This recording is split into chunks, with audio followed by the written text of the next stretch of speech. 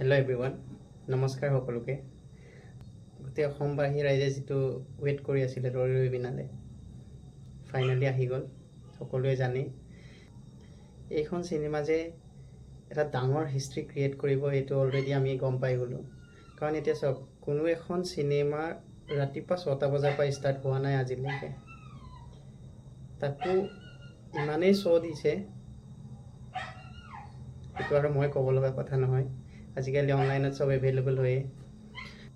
বাকী জুবিনদাৰ কথা কি ক'ম আৰু, জীয়াই থাকোঁতেও ডাঙৰ এটা হিষ্ট্ৰী ক্ৰিয়েট কৰি গ'ল, ৰেকৰ্ড কৰি গ'ল, আৰু মৃত্যুৰ পাছতো এটা ৰেকৰ্ড কৰি গ'ল। সেইটোৱে হৈছে জুবিনদা। বাকী যিসকলে টিকেট পাইছে তেওঁলোকৰতো ভাল হ'ল, আৰু যিসকলে পোৱা নাই তেওঁলোকৰ কাৰণে ভাল, কাৰণ আৰামছে পাছত চাব পাৰিব।